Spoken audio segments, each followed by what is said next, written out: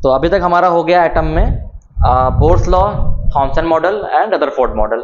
Rutherford model हमने पढ़ा था क्या, अल्फा स्कैटरिंग एक्सपेरिमेंट। हम बात कर रहे थे किसकी, बोर्स मॉडल के, हाइड्रोजन के। हाइड्रोजन जो बोर्स ने दिया था क्या, हाइड्रोजन एटम का मॉडल। हमने फिर से हमने कहा था कि नील बोर का मॉडल हाइड्रोजन पे ही एप्लीकेबल होता है। अगर आपने हीलियम या किसी और भी हाइड्रोजन के अलावा किसी और पे अप्लाई किया तो वहां पे वो बोर्स का मॉडल फेल हो जाएगा। ठीक, और हाइड्रोजन पे आपको याद होना, पता होना चाहिए हाइड्रोजन का एटम नंबर कितना होता है, 1 होता है। 1 मतलब क्या, इसके पास सिर्फ एक ही इलेक्ट्रॉन होता है। वो कहाँ होगा, वो पहली वाली शेल में ही होगा। ये न्यूक्लियस हो गया ये, और ये पहली वाली शेल में। यानी अगर हम बात करूं कि शेल जो होती हैं कितनी, मैं बोल रहा हूं ये 1, ये पहली शेल है, ये दूसरी शेल है, ये तीसरी शेल है। इसको मैं इस तरीके से बनाऊं, ये पहली शेल है, ये दूसरी शेल है, ये तीसरी शेल है। ठीक, वो ये नहीं बोले इलेक्ट्रॉन कहां पे है, वो बोल दिया हाइड्रोजन एटम है। तो समझ जाइए कि हाइड्रोजन एटम का इलेक्ट्रॉन एक होता है, वो पहली शेल में मौजूद है। कल हमने यहां तक किया था। और हमने एक बात और डिस्कस किया था कि हर एक एनर्जी लेवल्स की या ऑर्बिट्स की एनर्जी अलग अलग होती है। ठीक, हमने कहा था जूल्स में होती है और इलेक्ट्रॉन वोल्ट में होती है। इलेक्ट्रॉन वोल्ट में कितनी होती है, -13.6 n square electron volt. n क्या है आपका, नंबर ऑफ ऑर्बिट। n1 रखोगे फर्स्ट के लिए आ जाएगा, n2 रखेंगे 2 के लिए आ जाएगा, n आप 3 रखोगे 3 के लिए आ जाएगा। सवाल अब यहां पे उठता है कि मान लीजिए इलेक्ट्रॉन यहां पे रखा हुआ फर्स्ट ऑर्बिट में, आपको जाना है, इसे भेजना है थर्ड ऑर्बिट में। सवाल ये पूछेगा कि जब वो फर्स्ट ऑर्बिट में बैठा हुआ है, आप उसे बाहर से कितनी एनर्जी दीजिए कि वो थर्ड ऑर्बिट में पहुंच जाए। जैसा कि हमें पता है हर एक ऑर्बिट की एनर्जी अलग अलग होती है। ठीक, यानी कि देखिए अलग अलग होती है, तो होगा क्या, होगा ये, सपोज उस दिन में कल बताया था मैंने कि मान लीजिए पहले वाले ऑर्बिट की एनर्जी कितनी है, पहले वाले ऑर्बिट की एनर्जी फर्स्ट वाले की मान लीजिए 10 जूल है। ठीक, और तीसरे पे जाना है, ये थर्ड ऑर्बिट है, मान जैसे 50 जूल है। ठीक, बैठा हुआ इलेक्ट्रॉन, जाहिर बात इसके बाद 10 ऑलरेडी मौजूद है क्योंकि वो फर्स्ट पे बैठा हुआ है, और फर्स्ट पे एनर्जी कितनी होती है, 10 होती है। 10 तो उसके पास ऑलरेडी मौजूद है, उसे जाना कहां पे, थर्ड पे। थर्ड पे एनर्जी कितनी होती है, 50 होती है। 50 ही 10 से कितना पे जाना, 50 पे, यानी कितना और चाहिए, यानी 50 - 10 कितना और चाहिए, 40 जूल एनर्जी और चाहिए। यानी कि ये इसको आप बाहर से एनर्जी 40 जूल को दोगे तो ये भाई साहब तीसरे पे पहुंच जाएंगे। ठीक, ये होता है। या उसका उल्टा ही बनता है, इसका उल्टा ही बनता है कि थर्ड पे है, थर्ड पे बैठा हुआ है, आ गया 1 पे। हमें पता है थर्ड की एनर्जी कुछ होती है, फर्स्ट की एनर्जी कुछ होती है। तो अगर वो थर्ड से फर्स्ट पे आएगा, अगर वो हायर, जो ऊपर के ऑर्बिट्स होते हैं उनकी एनर्जी ज्यादा होती है। Higher orbits have higher energy. ठीक, जैसे जैसे 1 2 3 वैसे जैसे 1 2 3 4 बढ़ता है वैसे वैसे एनर्जी भी बढ़ती है, याद रखिएगा ये बात को आप। ठीक, और लोअर वाले की एनर्जी भी कम होती है। Lower orbits have lower energy, lower orbits have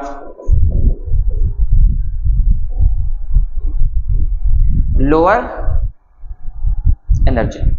ठीक, तो जब भाई साहब थर्ड से फर्स्ट पे आएंगे, हमें पता है मान लीजिए थर्ड पे हमने अभी कहा 50 जूल है, थर्ड से फर्स्ट पे आएगा तो सवाल ये है, अब वो हायर से लोअर पे आ रहा है, मतलब ज्यादा एनर्जी से वो कम एनर्जी पे आ रहा है। यानी जो उसके बाद जो ज्यादा है वो निकालेगा।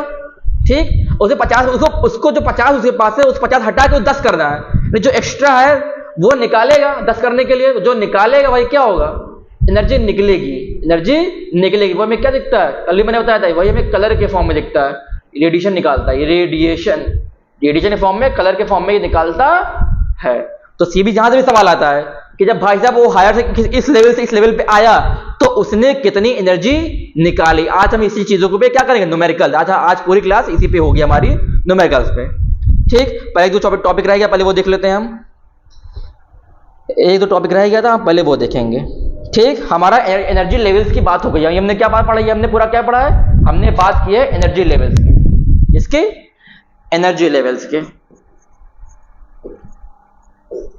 ठीक, अब यहां पे एक टर्म आता है क्या, एक्साइटेड एनर्जी। एक्साइटेड एनर्जी, देखो 2 टर्म आते हैं, समझ लीजिए दोनों को, 2 टर्म आते हैं।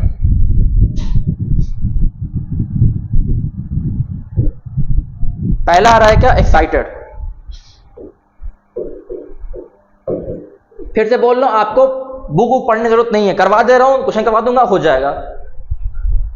बस आप क्वेश्चन ट्राई कीजिएगा, थ्योरी मैं करवा दे रहा हूँ पूरा। एक्साइटेड एनर्जी होती है और दूसरी क्या होती है, एमिटेड बोलिए या रेडिएंट, रेडिएशन बोलिए, जो भी आप बोलिए, ठीक। एनर्जी ये होता क्या, देखिए एक्साइटेड तब होता है जब लोअर से हायर पे जाएगा, when moves from lower to higher orbits, या फिर इसका मतलब क्या बोलती है, और एनर्जी स्टेट। जब हायर से लोअर एनर्जी स्टेट में जाएगा तो क्या होगा, एक्साइटेड। मतलब जब मान लो 1 से 2 पे या 2 से 3 पे जाएगा तो उसे क्या बोलेंगे, एक्साइटेड एनर्जी। एक्साइटेड एनर्जी क्या होती है, मान लो अभी फिर से बोल रहा हूं, 10 जूल यहां इसकी है, इसकी मान लीजिए क्या 50 जूल है, तो जो एक्स्ट्रा 10 तो ऑलरेडी इसके पास है, 40 और चाहिए, तो जो 40 है वो क्या है आपकी एक्साइटेड एनर्जी, कि आपको इतना और देना पड़ेगा, भाई क्या होगा, एक्साइटेड एनर्जी। और यहां से निकालना हो कितना निकालेंगे, ये बेसिकली मान लीजिए 2 है, ये 1 है, तो जो इसका जो होता है ये होता है डेल्टा ई, डिफरेंस जो होता है क्या, E2 माइनस E1, दोनों एनर्जी लेवल का क्या होता है, डिफरेंस होता है। आप दोनों का डिफरेंस निकाल दोगे, आपका क्या आ जाएगा, एक्साइटेड एनर्जी आ जाएगा। इमीडिएट क्या उसका उल्टा होता है, when moves from higher to lower energy state या ऑर्बिट्स, ठीक। ये बिल्कुल उल्टा है। उल्टा क्या होगा, इसको पहले नोट कर लीजिए, आप वीडियो पॉज करके आप इसको नोट कर लीजिए। इनका डिफरेंस होता है E2 माइनस E1 है, ये इरेज कर रहा हूं मैं। इसका उल्टा है, इसमें नीचे से ऊपर जा रहा था, इसमें ऊपर से नीचे आएगा। ये 2 है, ये 1 है, ये बैठा हुआ यहां से यहां पे आ रहा है, ठीक। 2 से 1 पे आएगा तो जो एक्स्ट्रा एनर्जी निकालेगा, क्योंकि अब किसी पास एक्स्ट्रा है, इसे कम करना पड़ेगा, जो एक्स्ट्रा निकालेगा वही क्या होगा, वही होगा। यहां भी सेम वही होगा, डेल्टा ई, यहां भी आपका सेम होगा कि डेल्टा ई जो डिफरेंस है वही निकालेगा, ठीक। डेल्टा ई क्या होगा, E2 माइनस E1, यहां भी सेम चीज होगा। अब बस फर्क क्या है, और सब चीजें तो सेम है, बस फर्क इतना है, नीचे से ऊपर जा रहा है, ऊपर से नीचे आ रहा है। तो इसके अलावा जो आपका सीन ये हो रहा है, जब इसको यहाँ पे एक्साइटेशन हो रहा है, तो एक्साइटेशन में ये बाहर से एनर्जी ले रहा है, मतलब या तो आप बाहर से एनर्जी दे रहे हो, ठीक। इसको क्या, ये कौन सी प्रोसेस हो जाएगी, ये हो जाएगा एंडोथर्मिक। क्या हो जाएगा, एंडोथर्मिक। मतलब क्या, 10 ऑलरेडी इसके पास है, इसे 50 चाहिए, तो यहां पे आप प्लस 40 करेंगे तभी 50 पे जाएगा। ये प्लस 40, अगर आपको ढंग से पढ़ा होगा थर्मोडायनामिक्स वगैरह में, जो प्लस साइन होता है उसका मतलब ये होता है, जहां कहीं पे लिखा हो प्लस 40 जूल, इसका मतलब प्लस मतलब आपने एनर्जी उसको दिया है, आपने एनर्जी उसको दिया है। और कहीं माइनस लिखा हुआ है, जैसे यहां पे, कि यहां पे जब नीचे ऐसे निकाल दिया, कितना निकाला, -40 निकाला। माइनस का मतलब होता है क्या, एक्सोथर्मिक, कि वहां से हीट वहां से क्या हो गई, निकल गई है, ठीक। बात कहता है यहां पे इंडोथर्मिक होता है, यहां पे एक्सोथर्मिक होता है रिएक्शन। हीट यहां पे एब्जॉर्ब करता है, यहां पे हीट इवॉल्व करता है, ठीक। चलिए अब हमारा क्या, लास्ट हमारा है line spectra of hydrogen atom. आगे यहां से मैं बोल चुका हूं, जब इमिशन होता है, इमिशन स्पेक्ट्रा होता है, हमने कल बताया था, आपसे डिस्कस किया था मैंने। इमिशन में स्पेक्ट्रा होता क्या है, स्पेक्ट्रा बेसिकली अरेंजमेंट होता है कि जो रेडिएशंस हैं वो रेगुलर अरेंजमेंट, एक इंक्रीजिंग या डिक्रीजिंग ऑर्डर ऑफ वेवलेंथ या फिर फ्रीक्वेंसी में अरेंज होते हैं। स्पेक्ट्रल लाइंस क्या होती हैं, जब एक्साइटेशन होता है या ये हुआ, एनर्जी निकली, तो उस रेडिएशन से कुछ स्पेक्ट्रम आते हैं, उन स्पेक्ट्रम से क्या हम स्टडी करते हैं, ठीक। उसे क्या बोलते हैं, स्पेक्ट्रल लाइंस बोलते हैं। यहां बोला है क्या,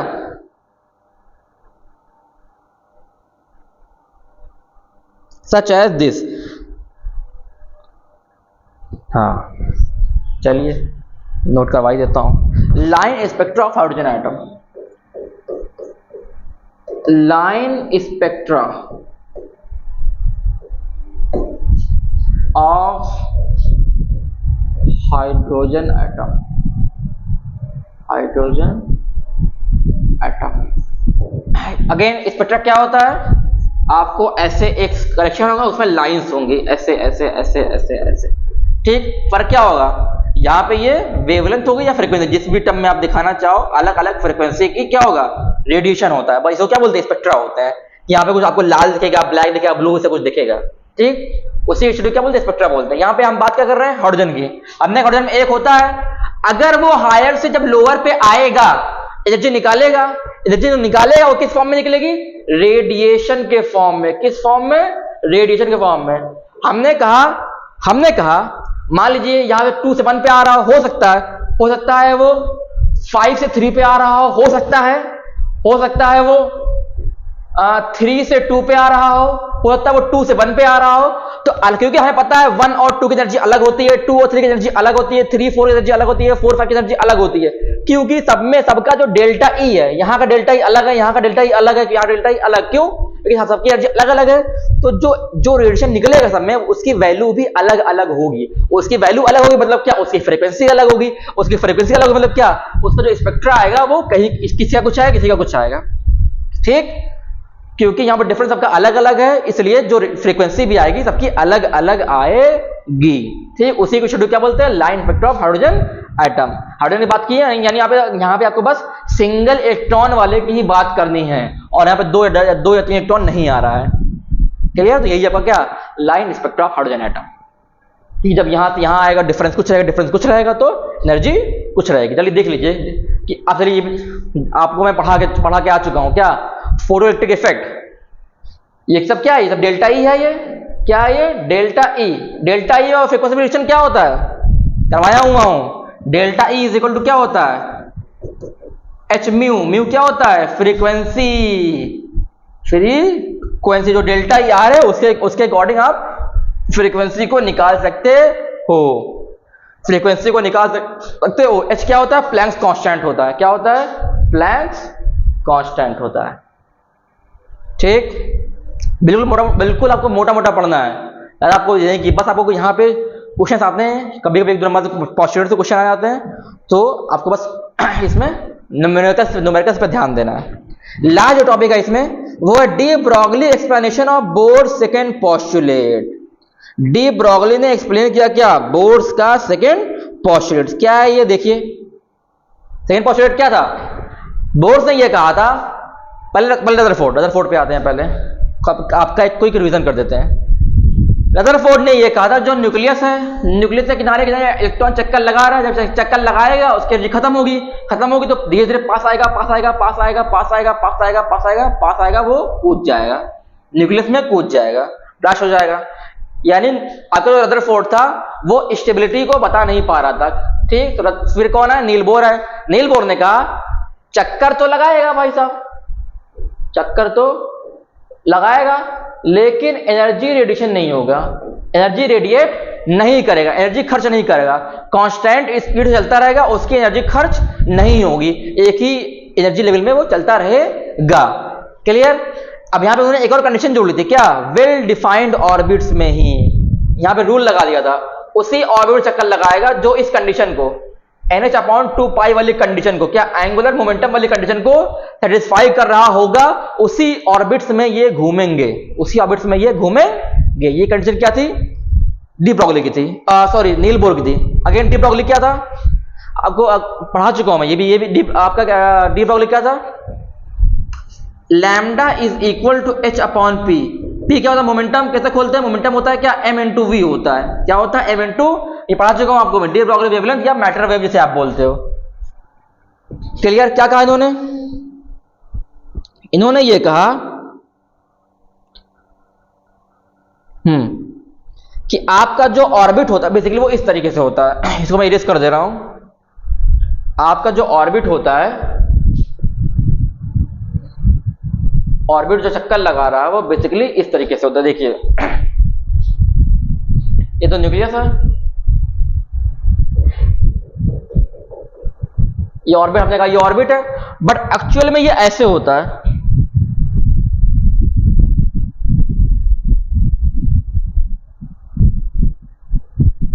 कुछ ऐसे होता है, ऐसे। ठीक, ये देखिए ये क्या बन रहा है, देखिए ये वेव बन रहा है यहां से यहां तक, ये ऐसे देखिए ऐसे बन रहा है। ऐसे करेंगे क्या, एक क्रिस्ट एक ट्रफ लैम्डा बन रहा है, इसको आप ऐसे बनाइए, ऐसे तो बन रहा है ये, ऐसे वेव ऐसे ही तो होती है, एक ऊपर एक नीचे, एक ऊपर एक नीचे, एक ऊपर एक नीचे। ठीक, तो बेसिकली वेव के फॉर्म में आ रहा है। और बेसिकली अगर आप देखोगे तो न्यूक्लियस आपका जो आपका एटम होता है वो कभी ऐसा होता ही नहीं, वो हमेशा ऐसे होता है।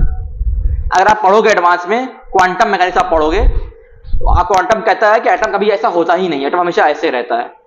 ठीक, इस तरीके से बुक में बना हुआ डायग्राम देखिएगा। ठीक, तो उन्होंने कहा था यहाँ पे क्या, ये आपकी रेडिएशन है, इसकी एटम की, क्या है ये एटम की रेडियस है। ये पूरा चक्कर लगा रहा है गोल गोल, क्या है सर्कुलर पाथ में, सर्कुलर पाथ में क्या होता है 2 पाई आर होता है, जो पूरा डिस्टेंस होगा क्या सर्कमफेरेंस होता है सर्किल का, क्या होता है 2 पाई आर। तो 2 पाई आर किसके बराबर होगा, 2 पाई आर किसके बराबर होगा, एन लैम्डा के, क्योंकि क्या है ये लैम्डा कवर कर रहा है, डिस्टेंस भी है, यानी आपका आ जाएगा यहाँ पे। कंडीशन याद रखिएगा कि जब डी ब्रॉगली आए वहां पे, डी ब्रॉगली ने कहा भाई साहब आपका जो ये है फॉर्मूला वो बस थोड़ा सा चेंज होके हो गया है, 2 pi r is equal to n lambda, कि कितने लैम्डा कवर कर रहा है। देखिए यहां से यहां एक लैम्डा, यहां से यहां 2 लैम्डा, यहां से यहां 3 लैम्डा, 4 लैम्डा, 5 लैम्डा। ठीक, तो इससे जितना लैम्डा कवर कर रहा है वो इसमें एक अप हो एक डाउन उसे बोलते हैं एक लैम्डा, इसमें एक अप हो एक डाउन उसे क्या बोलते हैं, एक लैम्डा बोलते हैं। ठीक, वो एक पूरी कंप्लीट वेव होती है। ठीक, उसके बाद बता सकते हैं यहाँ पे कितना लैम्डा आ रहा होगा। तो ये किसने कहा था, डी ब्रॉगली ने कहा था नील बोर के मॉडल को। ठीक, अब हमने कहा 2 pi are N h upon 4 पाई। हाँ देखिए अब यहाँ पे एक सीन और आ गया, एक सीन और क्या आ गया यहाँ पे देखिए, इन्होंने कहा जो आपका ये होता है, हाँ lambda is equal to h upon p, lambda क्या होता है एच अपॉन एम वी होता है, lambda is equal to h upon, कहाँ गया, हाँ ठीक ठीक, चलिए तो ये कन्वर्ट हुआ, तो ये एक और फॉर्मूला है 2 pi r is equal to n h upon m v. M v ये कहां से आया, इन्होंने लैम्डा खोल दिया, लैम्डा क्या होता है, लैम्डा भी बताया एच अपॉन पी होता है, खोलेंगे तो क्या आएगा एच अपॉन एम वी आएगा, इसी को लैम्डा के यहां पे रख दिया इन्होंने, तो ये फॉर्मूला कन्वर्ट हो गया। ठीक है, ये वाला फॉर्मूला भी आप याद रखिएगा, बस लैम्डा को खोल दिया है, डी ब्रॉगली वेवलेंथ वाला लैम्डा को इन्होंने खोल दिया है। ठीक, तो इन्होंने फिर वही कहा लिमिटेशन क्या आती है, लास्ट टॉपिक देखिए लिमिटेशन, नोट हो गया, 2 फॉर्मूले याद रखिएगा।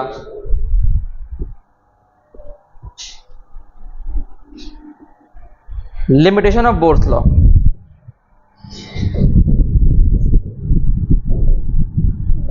Limitation of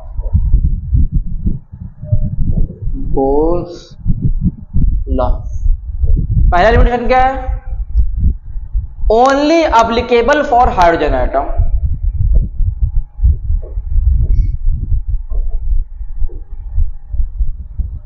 for hydrogen atom. दूसरी लिमिटेशन क्या है आपकी, it can not be atom that more than tone to be बोले।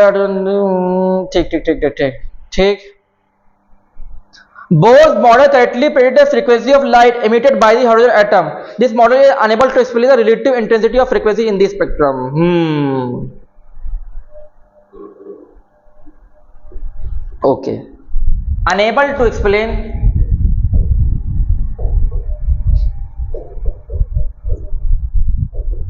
relative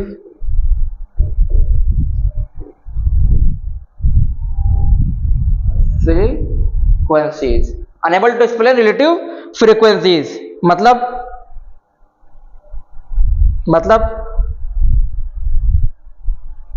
देखिए हमने कहा हर आपका ये 1 मान लिया 1 2 हो गया, या फिर ये 3 या 4 हो गया। ठीक, यहां से यहां पे आ रहा है, यहां से यहां पे आ रहा है, दोनों में एनर्जी डिफरेंस अलग अलग है। ठीक, एनर्जी अलग, एनर्जी का डिफरेंस अलग अलग है, डेल्टा ई अलग अलग है दोनों में, यहाँ पे डेल्टा ई कुछ है, यहाँ पे डेल्टा ई कुछ है, डेल्टा ई कुछ अलग दोनों में कर, कब दोनों में डेल्टा ई कम क्यों है, क्योंकि यहाँ पे इसका एनर्जी, इसकी एनर्जी कुछ है, इसकी एनर्जी कुछ है, अगेन इसकी एनर्जी कुछ है, इसकी एनर्जी कुछ है। डेल्टा ई अलग है तो क्या, डेल्टा ई से क्या होता है फ्रीक्वेंसी, तो फ्रीक्वेंसी भी अलग अलग होगी, फ्रीक्वेंसी भी अलग अलग होगी। हमने फ्रीक्वेंसी बता दिया, लेकिन अगर इन्होंने कहा ये कुछ है ये कुछ है, लेकिन कंपैरिजन देखा है, कंपैरिजन, तो कंपैरिजन के बारे में ये कुछ नहीं बोल पा रहा है कि रिलेटिव के क्या सीन आ रहा है। Unable to explain relative frequency.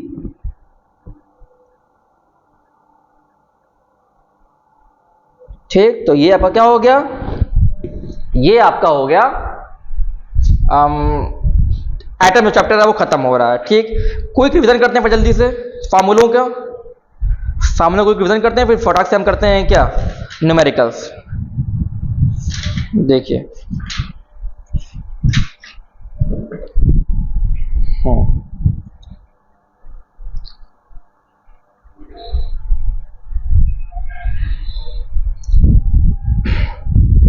पहला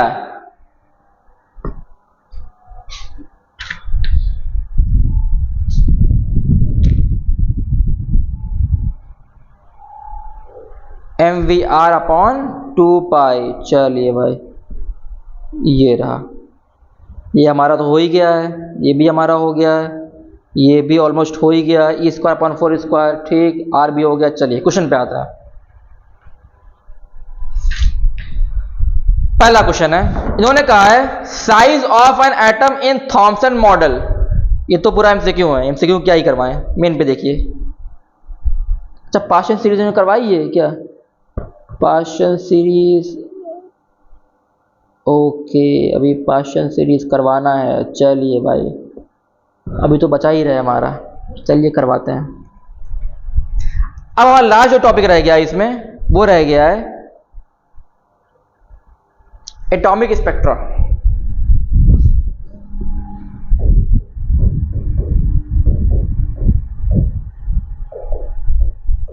अभी मैंने आपसे कहा स्पेक्ट्रा क्या होता है, अलग अलग फ्रीक्वेंसी की जो रेडिएशन होता है, जो लाइट होती है वो अरेंज होती है इंक्रीजिंग या डिक्रीजिंग ऑर्डर में, उस पूरी अरेंजमेंट को, पूरी सीरीज को क्या बोलते हैं, स्पेक्ट्रा बोलते हैं। ठीक, क्या बोलते हैं, स्पेक्ट्रा बोलते हैं।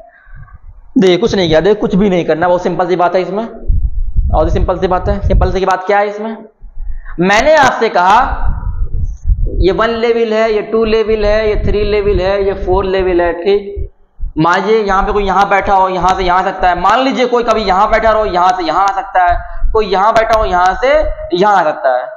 इन्होंने क्या किया, अपनी स्टडी के लिए अलग अलग सीरीज बना दी। क्या बना दी, अलग अलग सीरीज बना। जैसे जो पहली सीरीज में है वो है क्या, लाइमन सीरीज। क्या है ये, लाइमन सीरीज। पहली सीरीज में आ रही है लाइमन सीरीज, लाइमन सीरीज। ठीक, लाइमन सीरीज क्या कहती है, लाइमन सीरीज ये कहती है कि जो भी आएगा कहीं से भी आया, कहां पे आएगा, हमेशा वो 1 पे ही होता है। होता है वो 2 से 1 पे आ रहा हो सकता है वो 3 से 1 पे आ रहा हो सकता है वो 4 से 1 पे आ रहा। कोई भी टेंशन कहीं से भी आए, अगर वो 1 पे आ रहा है कहीं से भी, 2 से आए, 3 से आए, 4 से आए, 5 से 6 से, कहीं से भी अगर वो आके रुकता कहां पे, 1 पे आके रुकता है, तो उसे क्या बोलते हैं, लाइमन सीरीज। क्या बोलते हैं उसे, Lyman series. Clear, Lyman series. दूसरी बात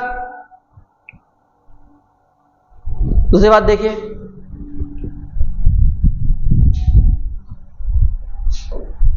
कहता है क्या, बामर सीरीज।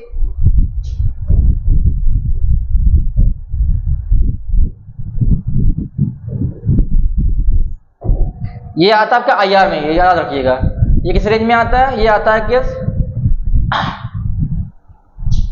IR। कभी कभी पूछा जाता है कि जो आपकी लाइमन सीरीज होती है वो किस रेंज में लाई करती है। आप बोलोगे ये IR मतलब क्या, इंफ्रारेड। क्या IR मतलब, इंफ्रारेड। आपको पढ़ा के आ चुका हूं, इंफ्रारेड क्या होता है, इस तरह का रेडिएशन होता है। आप जाके देखिएगा कहां पे, इलेक्ट्रोमैग्नेटिक स्पेक्ट्रम में पढ़ाया मैंने, इंफ्रारेड रेडिएशन, यूवी रेडिएशन। तो वहां पे IR इस फ्रीक्वेंसी से इस फ्रीक्वेंसी तक जो आएगा वो आपका IR में आएगा। ठीक, तो इसका मतलब यहाँ पे क्या है कि जो भी ट्रांजिशन होंगे उनमें जो एनर्जी खर्च, जिसमें जो एनर्जी आएगी उस एनर्जी जो फ्रीक्वेंसी आएगी वो फ्रीक्वेंसी आपकी IR रेंज में लाई करेगी, दैट्स इट। ठीक, एक नंबर में आता है कि उल्टा पूछते हैं IR रेंज में कौन लाई करता है, आप बोलोगे लाइमन, या उल्टा पूछे लाइमन में कौन लाई करता है, आप बोलोगे IR। ठीक, नेक्स्ट क्या है आपका, लाइमन किस सीरीज में लाई करता है, बहुत इंपॉर्टेंट है। लाइमन लाई करता है विजिबल में, किसमें, विजिबल रेंज में। याद है कि नहीं किसी को, विजिबल रेंज क्या होती है, 400 से 750 नैनोमीटर, याद होनी चाहिए सबको। ठीक, इस रेंज में लाई करता है, तो वेवलेंथ का लिखवाया हूं। ठीक, वेवलेंथ नैनोमीटर बोला है, वेवलेंथ के टर्म में है, इससे आप बोलोगे किसमें, फ्रीक्वेंसी के टर्म में। फ्रीक्वेंसी टर्म में क्या होता है, फ्रीक्वेंसी के टर्म में ये 10⁻14 हर्ट्ज टू 8 इंटू 8 का या 7 जो भी आप लिखना चाहो, हर्ट्ज इसमें लाई करता है। इसमें क्या होता है, देखिए फिर से वही बात कि जो भी आएगा वो डायरेक्ट 2 पे आएगा। ये 3 से आ सकता है, 4 से आ सकता है, 5 से आ सकता है, जो भी कहीं से भी आ रहा हो, अगर वो डायरेक्ट 2 पे आ रहा है, ठीक, कहीं से जो नंबर ऑफ पॉसिबिलिटीज बन रही है वो डायरेक्ट 2 पे अगर आता है, कहां पे आता है, 2 पे आता है, तो आपका क्या हो जाएगा, वो बामर सीरीज हो जाएगा। क्या हो जाएगा, बामर सीरीज। क्लियर। ये देखिए दूसरा क्या है, पाश्चन है। कौन सा है, पाश्चन।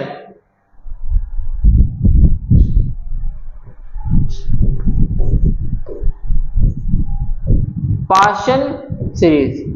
ठीक, ये कहां लाई करता है, ये कहता है यूवी रेंज में, यूवी रेंज, यूवी रेंज। ठीक, इसमें क्या होता है, देखिए आगे फिर वही बात, 1 होता है, 2 होता है, 3 होता है, 4 होता है, 5 होता है। अगर कोई 3 पे आ रहा हो, कहीं से भी आ रहा हो लेकिन 3 पे आ रहा हो, तो क्या हो जाएगा, पाश्चन सीरीज। तो हो जाएगा पाश्चन सीरीज। ठीक, जो चौथा होता है, चौथा वाला सीरीज, वो होता है क्या,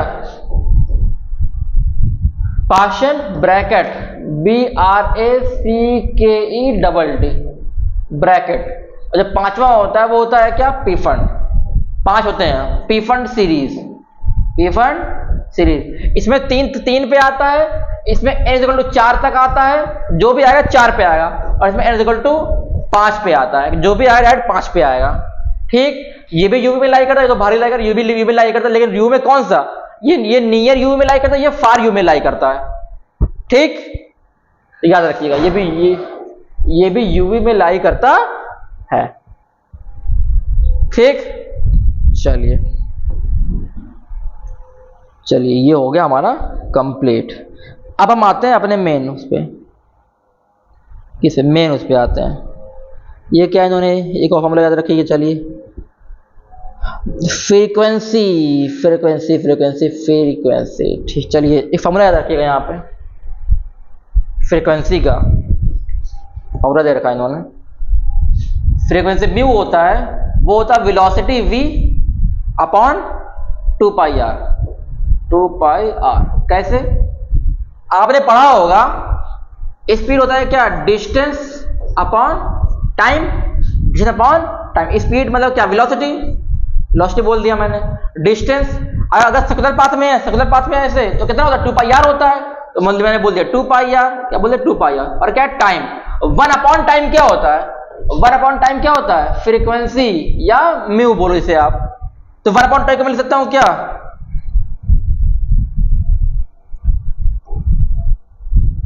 velocity is equal to 2πr into frequency.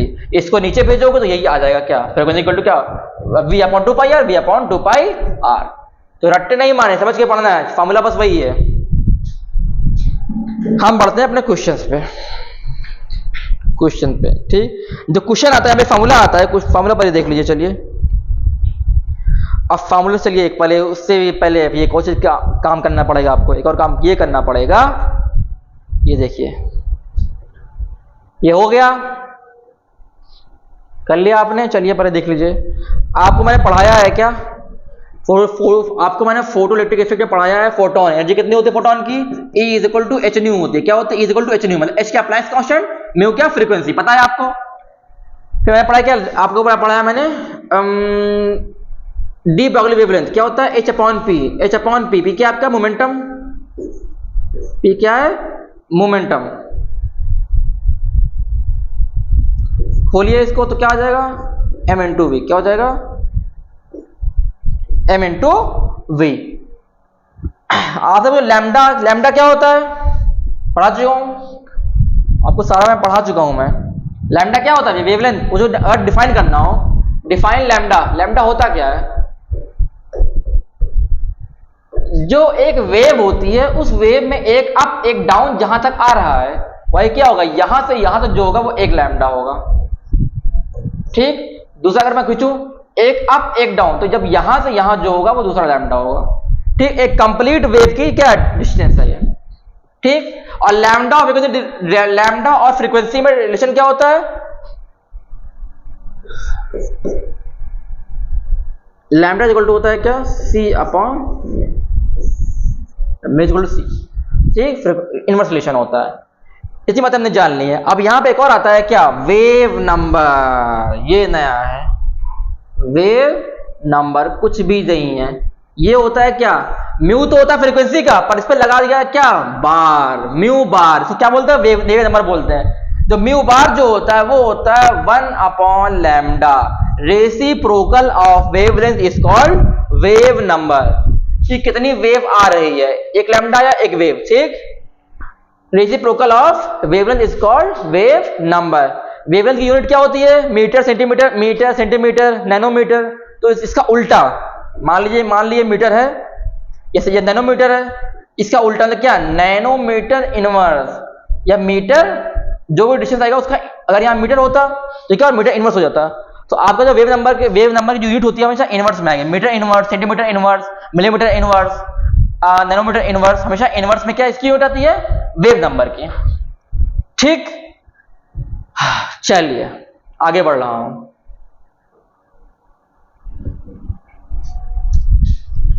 अब यहां पे एक फॉर्मूला इन्होंने दे रखा है, देखिए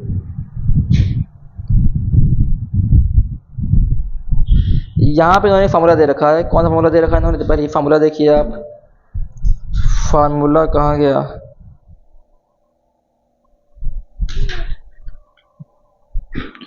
n1 से n2, n1 से n2, ठीक है। चलिए पहला क्वेश्चन ये है,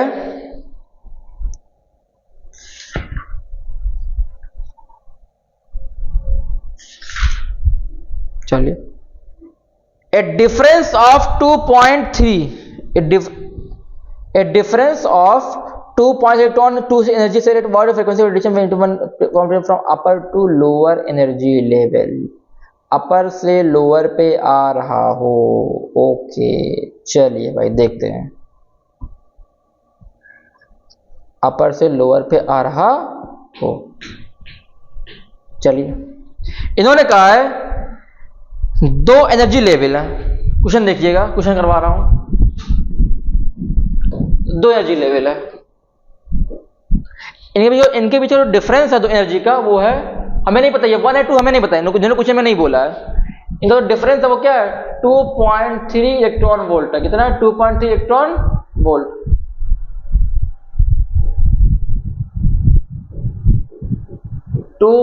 इलेक्ट्रॉन वोल्ट है, डिफरेंस है।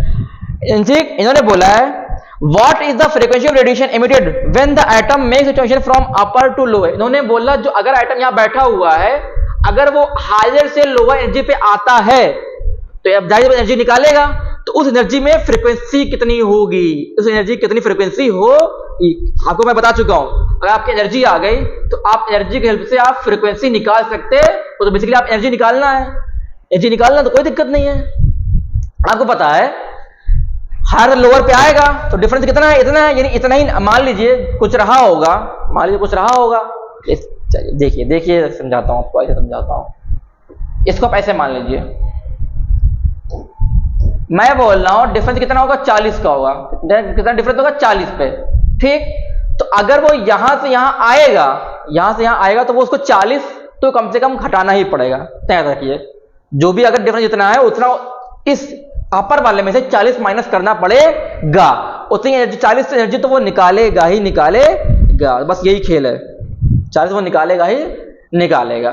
तो अपर से लोअर पे आना होगा तो निकालेगा। तो यानी इस वक्त जो भी इसकी एनर्जी होगी उसमें से ये इतना निकालेगा, ठीक। यानी आप उसको जो इतनी एनर्जी वो निकालेगा। एनर्जी आ गई हमारे पास, तो वहां से आप फ्रीक्वेंसी निकालो। अब यहाँ पे एक खेल है, खेल यहाँ पे यूनिट का है। यहाँ पर जो एनर्जी दे रखी है वो दे रखी है इलेक्ट्रॉन वोल्ट के टर्म में, ठीक। तो सवाल ये उठता है कि पता कैसे चलेगा, आपको पता कैसे चलेगा कि कब एनर्जी कन्वर्ट, जब कब जो है आप यूनिट को कन्वर्ट करोगे, कब आप यूनिट कन्वर्ट नहीं करोगे। देखिए, क्योंकि हम ये वाला यूज कर रहे हैं, क्या ये वाला फॉर्मूला यूज करते हैं। यहाँ पे क्या एच आ रहा है, एच की यूनिट क्या होती है, एच होता है 6.6 इंटू 10⁻⁻34 जूल सेकेंड। ये जूल में आ रहा है। मैं आपको बता चुका हूं सारी यूनिट में, सारी की जो, जब भी आप कोई क्वेश्चन सॉल्व करते हो तो सारी की सारी जो यूनिट्स होनी चाहिए वो एक ही सिस्टम के अंदर होनी चाहिए। सारी की सारी एमकेएस में हो, सारी सारी या सीजीएस में हो, ठीक। क्योंकि यहाँ पे ये जूल और यहाँ इलेक्ट्रॉन दोनों एनर्जी की यूनिट है, लेकिन ये किसी और सिस्टम में, ये किसी और सिस्टम में है, ठीक। यानी आपको सेम करना पड़ेगा। यानी आप पहले आप इलेक्ट्रॉन वोल्ट को कन्वर्ट कीजिए, पहले आप इसमें कन्वर्ट कीजिए, जूल में कन्वर्ट कीजिए। कैसे करेंगे आपको मैं सिखा चुका हूं। जब आपको जूल को कन्वर्ट करना हो, क्या जब आपको जूल को कन्वर्ट करना है इलेक्ट्रॉन वोल्ट में, तो आप डिवाइड कर देते हो, ठीक। -19 से अगर उल्टा करना हो तो क्या करें, मल्टीप्लाई करेंगे। तो जब आप 2.3 को 1.6 इंटू 10⁻⁻19 से मल्टीप्लाई करोगे तो वो जूल्स के टर्म में आ जाएगा, जूल्स के टर्म में आ जाएगा। कितना आ रहा है यहाँ पे आ रहा है, एनर्जी इतनी आ गई, ठीक। आपका डेल्टा इतना है। निकालना क्या, फ्रीक्वेंसी, कि जब यहां से यहां आएगा, हमने कहा इतनी एनर्जी खर्च करेगी, जितना डिफरेंस है उतना एनर्जी खर्च करेगा वो, ठीक। फ्रीक्वेंसी निकालनी है, पुट कीजिए फ्रीक्वेंसी में। हमला क्या हो जाता है, हमला होता है डेल्टा,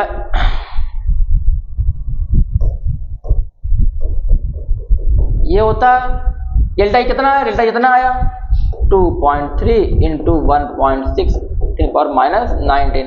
एच नीचे आ जाएगा, एच कितना होता है 6.6 इंटू 10⁻34। सॉल्व करेंगे आपका आंसर आ जाएगा, सॉल्व करोगे आपका आंसर आ जाएगा, ठीक। यहां पे जो आंसर आ रहा है वो आ रहा है कितना 5.6 इंटू 10⁻14 जूल। सबसे पहले पावर को सॉल्व किया कीजिए। पावर यहाँ निगेटिव है, ऊपर जाएगी और पॉजिटिव हो जाएगी। देखिए -34 ऊपर जाएगा, +34 हो जाएगा, -9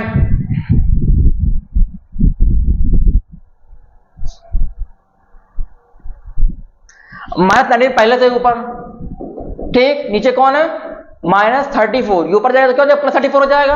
यानी -19 + 34 क्या आएगा हमारे पास 20 30 40 15, ठीक। 15 आएगा, हाँ 15 आएगा, ठीक। उसको सॉल्व करेंगे तो एक पाउंड कम कर दिया, वहां से वो आ गया है, क्लियर। तो इस तरीके से क्वेश्चन, एक और क्वेश्चन करते हैं, चलिए। इन्होंने कहा है the ground state energy of hydrogen atom इतना, what are the kinetic and potential energy. बहुत आसान क्वेश्चन है, ये आ सकता है। इन्होंने कहा है ग्राउंड स्टेट में, हाइड्रोजन वाले में, ग्राउंड स्टेट में, ग्राउंड मतलब क्या, जब भी बोले ग्राउंड स्टेट मतलब क्या, वो n=1 की बात कर रहा है। एनर्जी कितनी है, बोल रहा है -13.6 इलेक्ट्रॉन वोल्ट एनर्जी है, ठीक। बोल रहा है अगर ग्राउंड स्टेट में एनर्जी इतनी है तो यहाँ पे काइनेटिक एनर्जी कितनी है और पोटेंशियल एनर्जी कितनी है। ये आपको सिर्फ एनर्जी दे रखा है, कुछ भी नहीं किया, आपको मैं बता चुका हूँ। प्लस में है ना, माइनस में, ठीक है, माइनस में। जब भी एनर्जी गिवन हो, एनर्जी से निकालना हो, क्या एनर्जी से निकालना हो काइनेटिक एनर्जी, कुछ नहीं होता। जो काइनेटिक एनर्जी होता है वो एनर्जी का -E होता है। कितना होता है -E।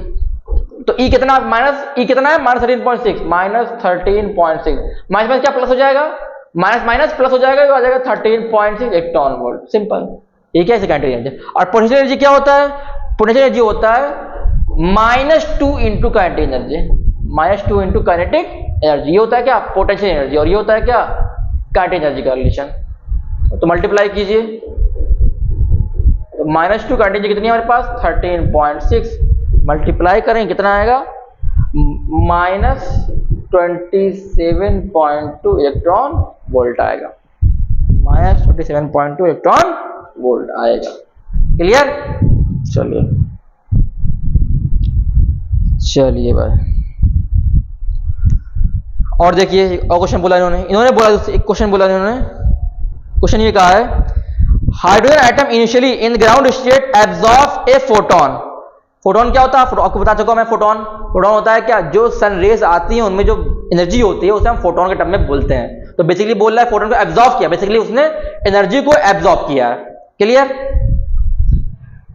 जब उसने एब्जॉर्ब किया, क्वेश्चन सुनिए, उन्होंने कहा कोई भाई साहब बैठे हुए थे n=1 पे, ठीक, ग्राउंड हाइड्रोजन की बात की है। हाइड्रोजन जब बोला तो अपने आप क्लिक हो जाना चाहिए कि वो n=1 की बात कर रहा है। एब्जॉर्ब किया, जब एब्जॉर्ब किया तो एनर्जी बढ़ गई तो कहां पहुंच गया, एक्साइटेशन होकर क्या n=5 में पहुंच गया। बैठा यहां पे था, बाहर से एब्जॉर्ब किया एनर्जी, पहुंच गया क्या, n=4 पे पहुंच गया है। बोल रहे हैं कि यहां पे जो एनर्जी से एब्जॉर्ब किया था, उस एनर्जी में की वेवलेंथ क्या है, फ्रीक्वेंसी क्या है, वेवलेंथ क्या है, फ्रीक्वेंसी क्या है। सिंपल सी बात है। मैं अगर इंडो का देखो फिर समझाओ, समझ लीजिए। 10 जो एनर्जी कुछ हो रही होगी इसकी मान लीजिए 50 रही होगी, ठीक। 10 से 50 पे जाना है तो कितना और लेगा, 40 और लेगा ना, कितना और लेगा, 40 और लेगा। मतलब दोनों का डिफरेंस क्या, दोनों का डिफरेंस जो होगा उसे उतनी ही एनर्जी और चाहिए, उसे उतनी ही एनर्जी और वो लोअर से हायर एनर्जी लेवल पे चला जाएगा। तो बेसिकली यहाँ पे कुछ नहीं है, यहाँ आपको निकालना है क्या, दोनों एनर्जी लेवल का आपको क्या निकालना है, डिफरेंस निकालना है एनर्जी का। कोई दिक्कत नहीं है। कहोगे सर आप यहाँ तो पता ही नहीं N1 का एनर्जी कितनी है, N2 की एनर्जी कितनी है, ठीक। तो कल मैंने आपको पढ़ाया था क्या, आपको पढ़ाया था En is equal to -13.6 n² electron volt. यहां आप n=1 रखोगे, इसकी एनर्जी आ जाएगी, n=4 रखोगे, इसकी एनर्जी आ जाएगी। चलिए निकालते हैं फिर, चलिए निकालते हैं। कैसे आएगा देखिए,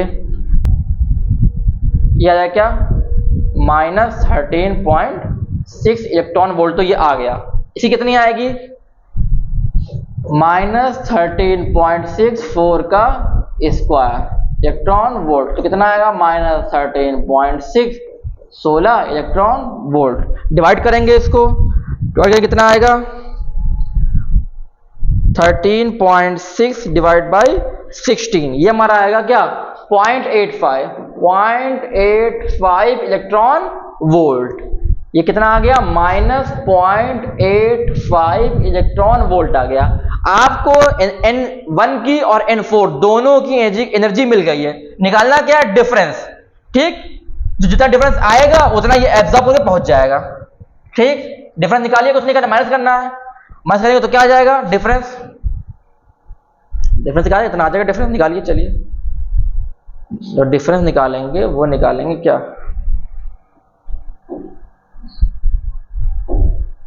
लोअर से हायर, हायर से लोअर, क्या था, -0.85 माइनस फिर क्या है, -13.6 13 देखिए याद रखिएगा। एक यहाँ पे आपको एक डाउट मैं सिखा रहा हूँ, डाउट आपका जो एक आएगा, पता नहीं आपको क्लिक हुआ कि नहीं क्लिक हुआ, ठीक।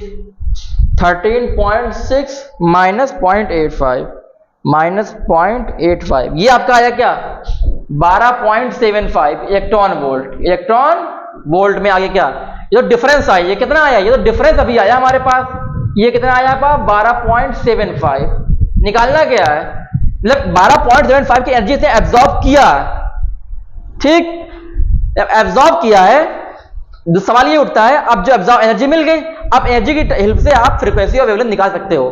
देखो यहाँ पे डाउट ये रहा होगा कि सर इसको इसमें से माइनस करें या इसको इसमें से माइनस करें। याद रखिएगा मैंने शायद आपसे इसमें एब्जॉर्ब किया है तो एनर्जी प्लस में आनी चाहिए, तो एनर्जी जब प्लस में आ रही है तो ठीक है। अगर उल्टा करते हैं आप तो एनर्जी माइनस में आती, एनर्जी माइनस में नहीं आनी चाहिए। माइनस में क्या होता है, जब ऊपर से नीचे आता है, लेकिन ये क्या है, ये नीचे से ऊपर जा रहा है, एंडोथर्मिक है। ये तो क्या एनर्जी आप प्लस कर रहे हो, दे रहे हो, ठीक। तो आपकी जो एनर्जी आएगी वो प्लस में आएगी, कि इसने बाद इतनी एनर्जी प्लस के फॉर्म में इतनी एनर्जी इसने ली। क्लियर, एनर्जी आ गया। चलिए निकालते हैं, क्या निकालते हैं, 12.75 ना। तो डेल्टा ये हमारे पास आया है 12.75 इलेक्ट्रॉन वोल्ट। तो आपका जो डेल्टा ये हमारे पास आया है, डेल्टा का एच नहीं होता है। अब देखिए फिर यहाँ पे खेल होगा, खेल हो गया। खेल क्या हुआ, फिर फंस गए हम। आपने जो एनर्जी निकाली वो किस टर्म में है, सारा खेल यूनिट कन्वर्जन का है। अगर मैं फिर से बोल रहा हूं, आपको लेंदी क्वेश्चन एग्जाम में नहीं आएगा, जो आपसे जो खेलेगा वो आपके यूनिट्स के साथ ही खेलेगा। तो यूनिट्स का खास ख्याल रखिएगा फिजिक्स में, फिजिक्स और केमिस्ट्री में आपको यूनिट्स का खास ख्याल है। इस क्वेश्चन वो इजी देता है बट वो यूनिट से तक खेलता है। ये इलेक्ट्रॉन वोल्ट में है, यहाँ पे कन्वर्ट, सवाल ये उठता है कन्वर्ट करने की जरूरत है या नहीं है, क्योंकि हम यहाँ पे एच की वैल्यू यूज कर रहे हैं। एच की वैल्यू जूल में होती है, यानी आपको सबको जूल में कन्वर्ट करना पड़ेगा।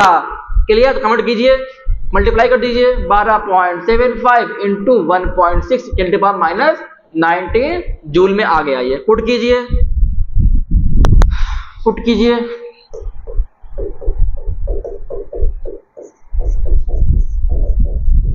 एच वैल्यू कितनी होती है, 6.6 इंटू 10⁻34 इंटू, तो ये आ गया क्या, इधर डिवाइड में आ जाएगा।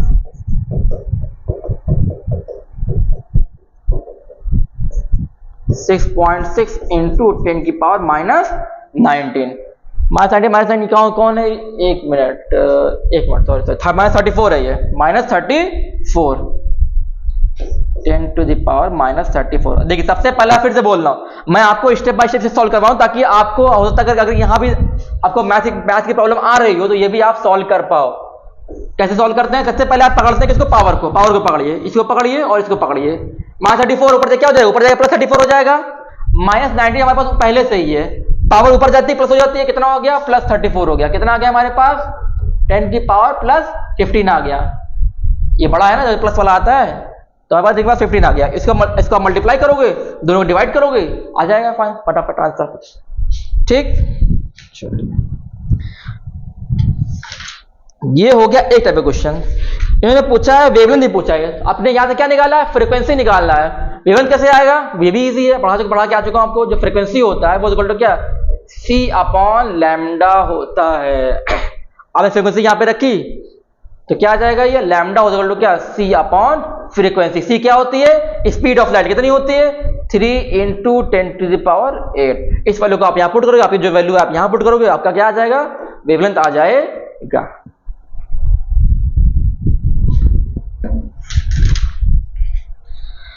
ये तो आपका ट्रांजिशन क्वेश्चन हुए हैं, ट्रांजिशन के क्वेश्चंस हुए हैं ये। चलिए दूसरी बात क्या है यहाँ पे, चलिए एक बात और याद रखिए, रेडियस पूछता है कभी कभी, ये भी बहुत इंपॉर्टेंट क्वेश्चन है। रेडियस पूछता है, रेडियस मतलब क्या, आपको पता है ये होता है न्यूक्लियस, ये पहला ऑर्बिट, ये दूसरा ऑर्बिट, ये तीसरा ऑर्बिट। इसकी रेडियस कुछ है, इसकी रेडियस कुछ है और इसकी रेडियस कुछ है। डिपेंड करता है आप किस ऑर्बिट से देख रहे हो, फर्स्ट ऑर्बिट से इतना, सेकंड ऑर्बिट से इतना, थर्ड ऑर्बिट से इतना। ठीक, तो आपसे पूछ सकता है किस ऑर्बिट से क्या क्या होगा, निकालना हो तो कैसे निकालेंगे, बहुत इजी है, डायरेक्ट फार्मूला बेस्ड है। Rn जिसका निकालना हो रेडियस इज इक्वल टू होता है किसके, n² जिस पे निकालना हो, और R1 1 वाले का। ठीक, 1 वाले का हमेशा पता होना चाहिए आपको, 1 वाले का हमेशा वो गिवन होगा क्या क्वेश्चन में कि 1 वाले की एनर्जी दे रखी है। ठीक, अगर 2 से निकालना बोल रहा है 2 की, आपका 2 वाले का रेडियस कितनी है, यहाँ 2 रखोगे, यहाँ 2 रखोगे, पूछे 3 वाले रेडियस कितनी है, 3 रखोगे, 3 होगा, R1 पता होगा आपको। क्लियर, ये बहुत इंपॉर्टेंट है रेडियस निकालने के लिए, एक नंबर में क्वेश्चन आ सकता है और आया भी हुआ होगा। ठीक, अगेन क्वेश्चन है, देखिए ए 12.5 electron volt beam is used two bomber A gas hydrogen atom, what series of wavelength will be emitted. Okay, इन्होंने कहा है 12.5 इलेक्ट्रॉन वोल्ट एनर्जी क्या आपने दिया हाइड्रोजन को। ठीक, व्हाट सीरीज ऑफ, कितने वेवलेंथ उसमें से निकलेगी ये पूछ रहे हैं, जाहिर सी बात है।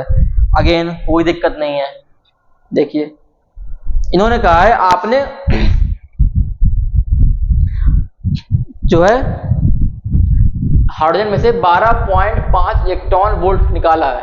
ठीक, ये नहीं कुछ नहीं किया, यहाँ पे क्वेश्चन है ही नहीं कि n1 से n2 गया या n3 से n4, कुछ यहाँ पे क्वेश्चन है ही नहीं क्या पता निकालो, बस इतना को बोला है हाइड्रोजन के एटम में से 12.5 इलेक्ट्रॉन वोल्ट की एनर्जी निकली है। बहुत इजी क्वेश्चन है, इतनी एनर्जी निकली है, सिंपल सा पूछा है कि लैम्डा कितना होगा, लैम्डा कितना होगा? सिंपल सा, बहुत आसान सा क्वेश्चन है, कंफ्यूज मत होइएगा।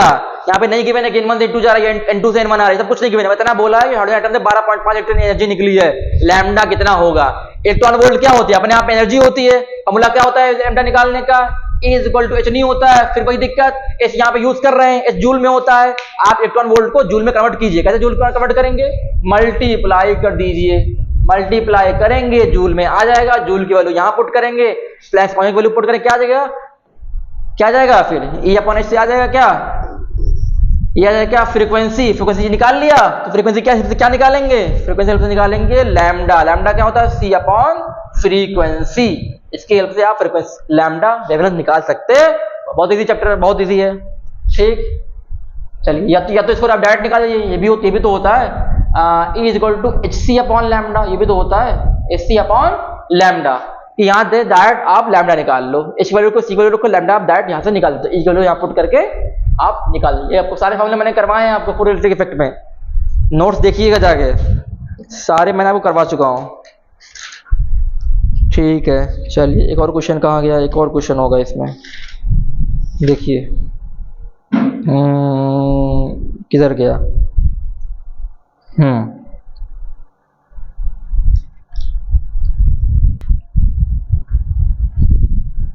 देखिए बस फॉर्मूला नोट कर लीजिए। आपने अभी जो मैंने पढ़ा को क्या, स्पेक्ट्रल लाइंस, स्पेक्ट्रल लाइन, तो वहां से फॉर्मूला यूज होता है। आपको मैंने स्पेक्ट्रल लाइन में क्या पढ़ाया? आपको मैंने पढ़ा वेव नंबर। वेव नंबर क्या होता है? Mu bar. क्या होता है? ये 1/λ होता है। ठीक, आपको जो मैंने पढ़ाया है लाइमन सीरीज, बामन सीरीज, वहां से एक फॉर्मूला होता है, wave number is equal to mu bar is equal to R, bracket में बता रहा हूं आर क्या, 1/n1 का स्क्वायर माइनस 1/n2 का स्क्वायर। कभी कभी ये क्या होता है? 1/λ होता है, ये ऐसे भी गिवन होता है, 1/λ भी गिवन होता है इसके यहाँ। तो आप इसके यहाँ पे या चाहे ये वाला यूज करो, चाहे आप ये वाला यूज, डिपेंड करता है कि आपसे पूछ क्या रहा है। चाहे आप ये वाला यूज कर, बात दोनों की एक ही है, बात दोनों की एक ही। आर यहाँ पे क्या है? आर यहाँ पे रिजर्बर्ग कांस्टेंट। क्या है? रिजर्बर्ग कांस्टेंट, रिजर्बर्ग कांस्टेंट। इसकी यूनिट कितनी होती है इसकी? इसकी होती है 1.097 इंटू 10 की पावर 7 प्लस 7 है मीटर इनवर्स।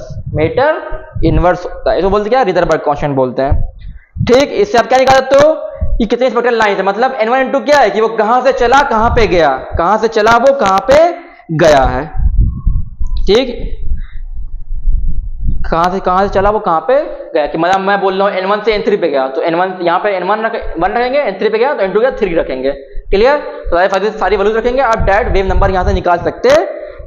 तो ये आपका चैप्टर यहाँ पे खत्म होता है, आज कंप्लीट होता है एटम। अब हम कल जो पढ़ेंगे, क्या पढ़ेंगे? हाँ, आपका जो रह रहा है वो रह रहा है इसमें ऑप्टिक्स रह रहा है, फिर रह रहा है क्या आपका न्यूक्लियर केमिस्ट्री रह रहा है, और लास्ट चैप्टर रह रहा है आपका क्या है? इलेक्ट्रॉनिक्स का जो है P type N type semiconductor रह रहा है। ठीक, उसके बाद हम किस पे आएंगे? उसके बाद आएंगे ऑप्टिक्स वाला खत्म करने के बाद 11th पे आएंगे। जो भी आपके डाउट्स होंगे वो मैं ऐड हो गया हूँ उस पर व्हाट्सएप ग्रुप में। जो भी आपके डाउट्स आ रहे हैं फटाफट मुझे कॉपी में लिख के भेज दीजिए, मैं आपको रिटन में आपके डाउट्स क्लियर करवा दूंगा। और जो भी नोट्स वगैरह हैं इस PDF वो आपके वीडियो के साथ अटैच होकर आपको मिल जाएगी आपके। तो चलिए, क्लास यहीं पे एंड होती है।